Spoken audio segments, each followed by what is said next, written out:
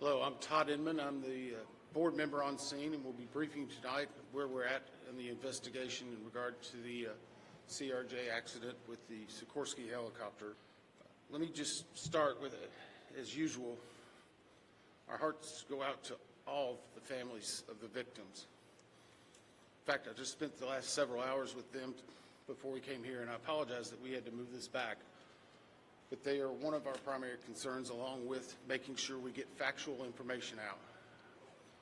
They are having it's a hard time for them, obviously. And we want to do everything we can to make sure they get the most accurate information and factual. And has always been at the core of the NTSB mission, our job is to just come out with the probable cause, but then more importantly, make recommendations so that this type of tragedy never occurs again. So today, I know yesterday you saw the chairman, myself, and all the board members here.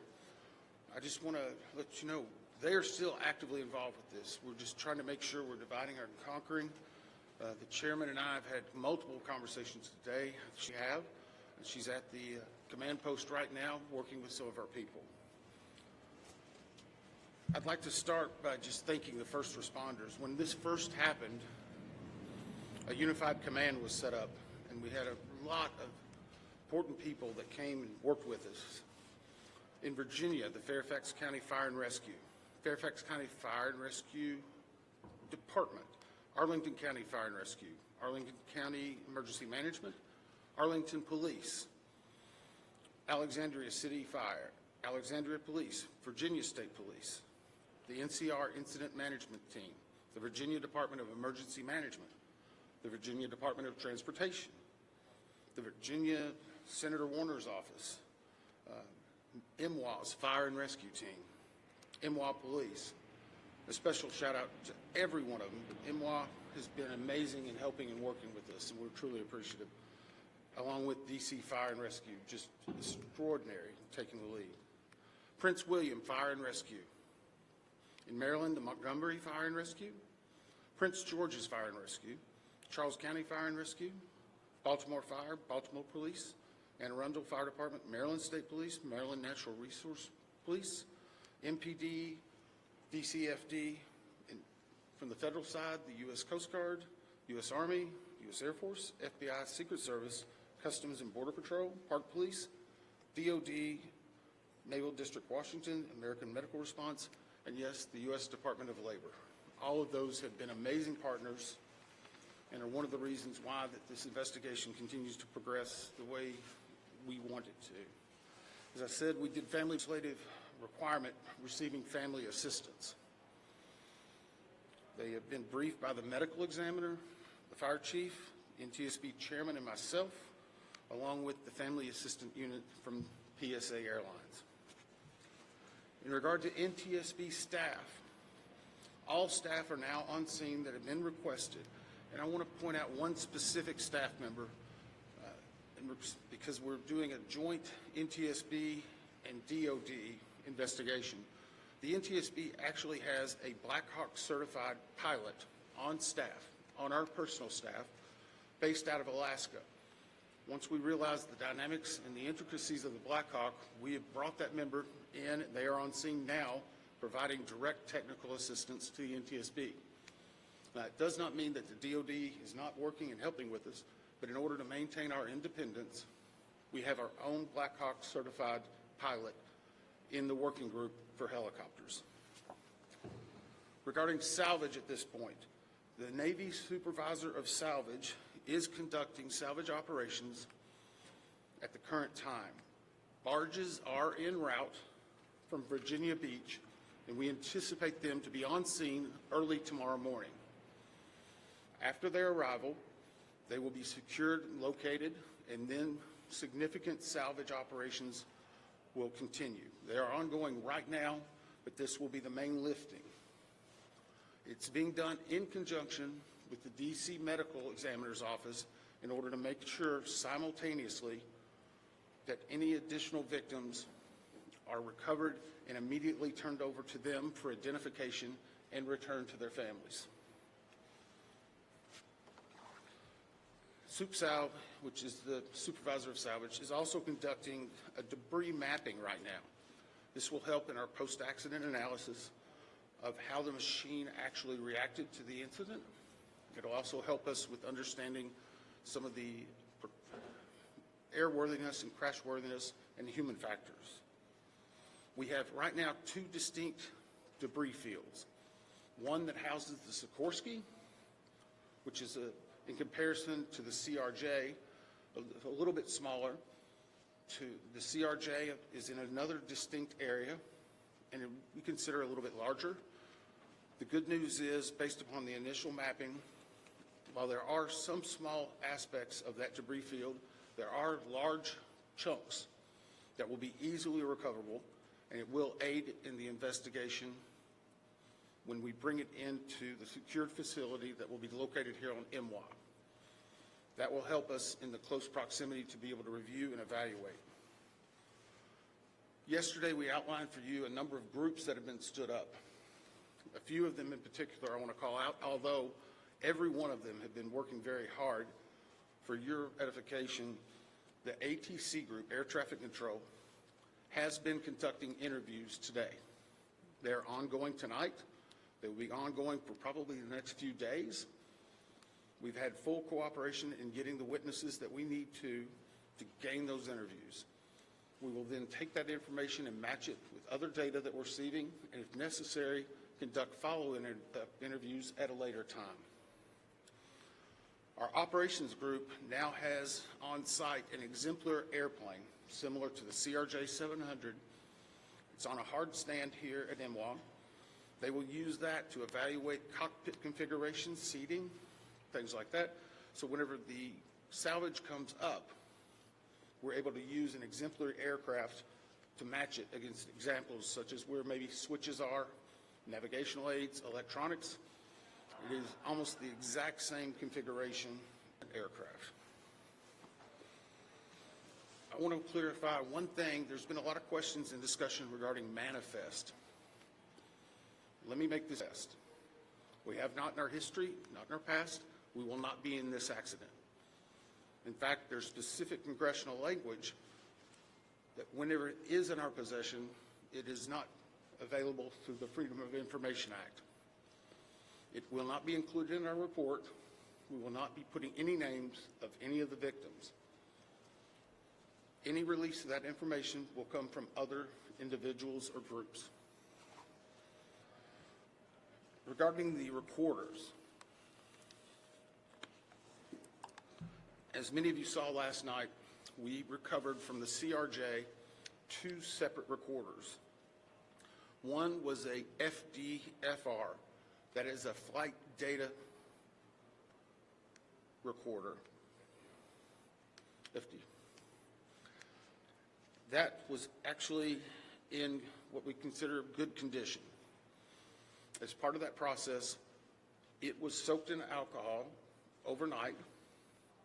It was then opened today, and we have a high level of confidence that we will be able to get a full download in the very near future. Now, once we do have that download, we will not be releasing immediately the information regarding it. We will have to go through, correct the data sets, make sure they're synchronized. This has approximately up to possibly 2,000 data points. Is that right, Bryce? So all of that has to be synchronized and looked at. It's a very laborious practice. It's a lot of time. Regarding the CRJ's cockpit voice recorder, once it was recovered and opened, we found that it had water intrusion. That is not uncommon. It is not an unusual event for us to receive a recorder with water intrusion. We deal with that all the time. Our recorders division is one of the best in the country, in the world actually, and we have recorders sent everywhere, so there's a step. The CVR was soaked overnight in ionized water, at which point the team put the CVR into a vacuum oven in order to extract moisture. They are still checking electrical connections to determine if they're ready to try a download. It is one step of many steps that we will take in order to get that data. but we have a very high level of confidence that we will have it. We just have to work through a number of steps. Lastly, on recorders, the Sikorsky, where the CRJ has two separate recorders, the Sikorsky has a combined cockpit voice recorder and digital flight data receipt recorder. It's in one box. I can report to you now, we have recovered the Sikorsky black box. It is safely at the NTSB headquarters. It will begin an evaluation, just as the other two recorders did last night, to determine when and how to take action. I can tell you from a visual inspection, we saw no exterior damage that would indicate that it was compromised at this time. So we have a high level of confidence that we will be able to have a full extraction from that as well. Those are some of the significant updates we have right now. Obviously, we'll be doing some more in the essence of time and making sure our team gets back. I think we're going to be able to take maybe 4 or 5 questions. I'll call on you and I'll repeat it.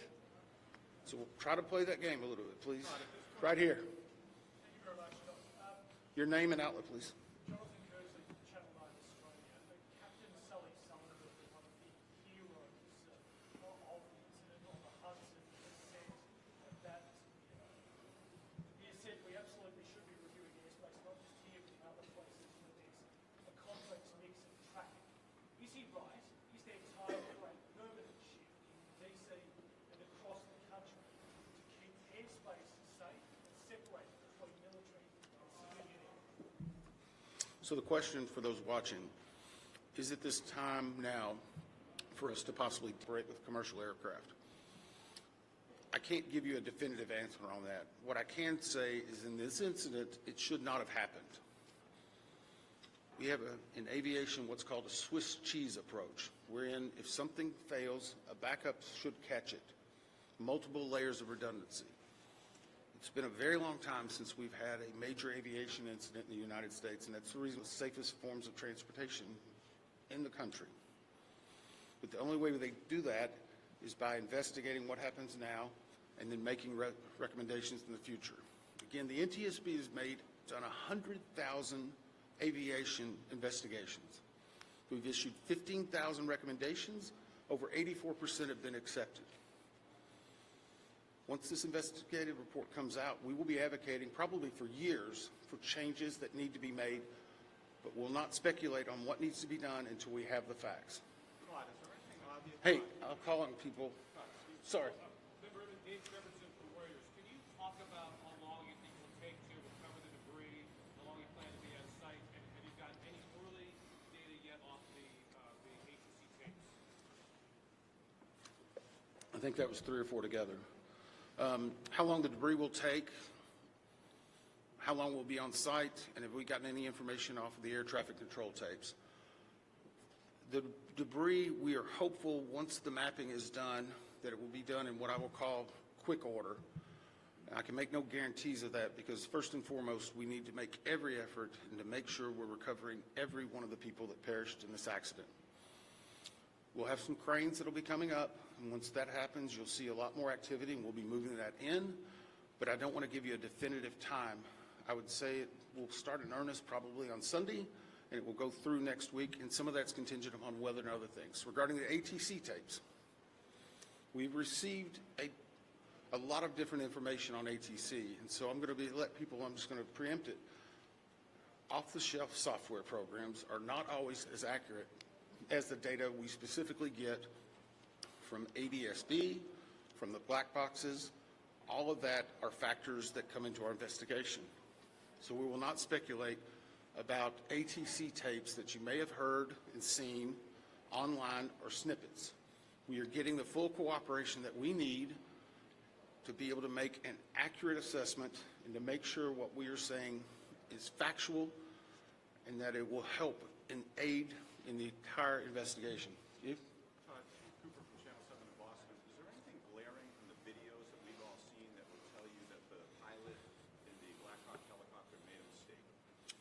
The question is, based on the videos, have we drawn any conclusions? We have not. We know that there was a significant incident in which the two aircraft collided, a pretty significant fireball. If you will recall, even after the first day, we only had maybe 1 or 2 grainy images that were coming out. We're seeing more and more at this time.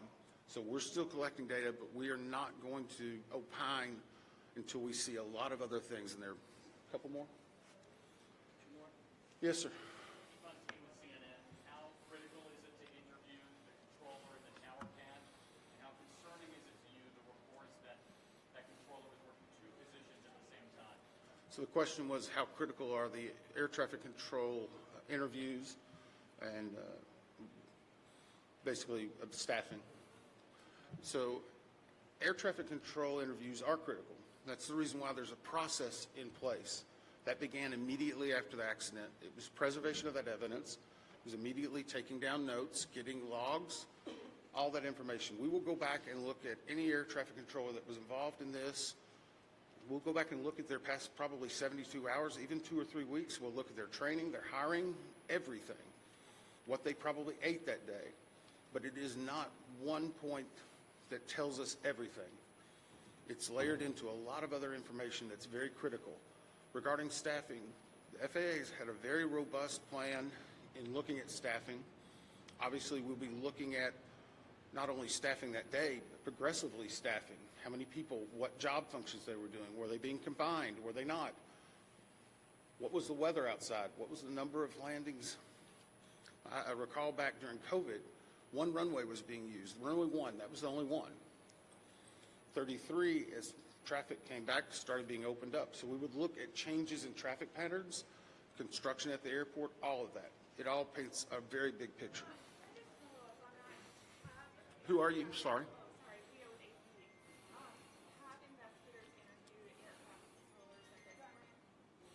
The question is, have we interviewed air traffic controllers? Yes. I think I started with, sorry. I'm sorry, the clarification, was it an air traffic controller that was working at the time of the accident? Yes. Yes. Now, I'm not going to speculate. The next question is, was there 1, 2, 3?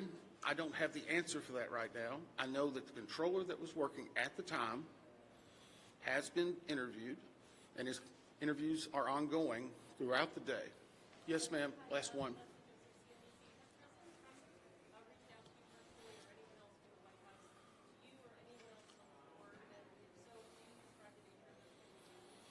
The question is anyone from the White House reached out to me or other board members? I won't speak for other board members. I know that the chair did a briefing yesterday. It was publicly discussed and gave some information.